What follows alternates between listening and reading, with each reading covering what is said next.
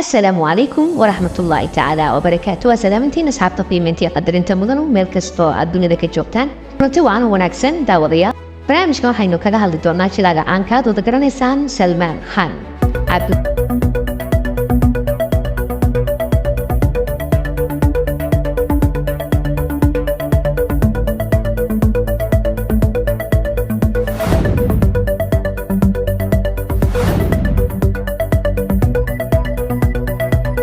Abdurrashid Salim Salman Khan. Haddaba jilaagan waxa uu ka mid yahay aktarada loogu jecel yahay markay noqoto dhanka Hollywood.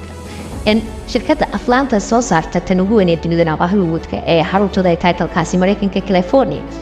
Haddaba shirkaddaasi Hollywoodka ee Salman Khan fikir nooc ah ayuu ka aaminsan yahay. Salman Khan waxaa lagu tilmaamaa mar la weydiiyey shakhsiyaadka ee ka howlgala shirkadda aflaan samaysay Hollywoodka kooda ugu necab inay aadaan dalka Mareykanka oo halkaasi ay filim ku soo jiraan. Agtara badan oo ka tirsan Hollywoodka Hollywoodna ka tirsan oo ay jiraan oo laga dalbado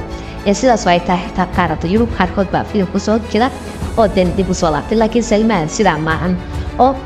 marnaba ma uusan jeclaysan inuu ka hayo ama gudaha dalka India iyo Mumbai inta ka tago inuu Hollywoodka dalkaasi Mareykanka filim ku soo sameeyo waxa uu ka hadlay oo sheegay wuxuu isku shaqamanin laba level ayaynu kala nahay waxaan oran karnaa levelkooda ayaa naga adag oo meelaha adkaanshaha maahan dalka aan filim samaynta waxay nagaga adag yihiin wiiro luqadii baad u baahan tahay inaad siiyeen abuwaada shabuudi verbally oo waliba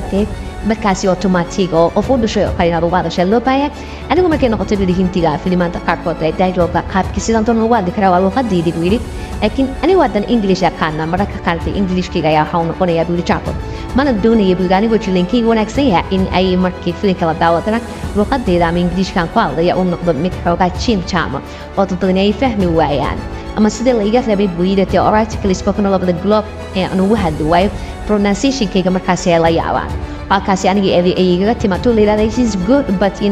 he's speaking rough English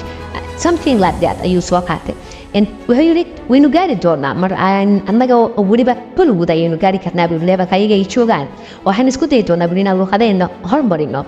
hindi bana ku dhignaa inaan ku talagalno inaan English aynu filim ku samayn karno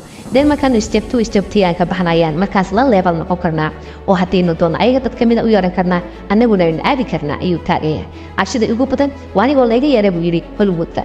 jilaagan aan ka wada garanaysaa Salman waxa uu kamid yahay karada loogu jecel yahay oo taageeraha badan koox howlgala shirkadda filimanta soo saartay Hollywoodka iyada hore gamineen baad ku xiran channelka subscribe ku qabo gamalka fursi barnaamijyada markaa wada soo plan basi toos kugu soo tahan intaynu barnaamijkan midkii xiga aynu ku kulmayno daawadayaasheena aad ku jecelnahay qiimayntii qadarinteed diinta baanayno waxaynu kaga tegaynaa salaanta islaamka wassalaamu calaykum waraxmatullaahi tacaala wabarakaatuh.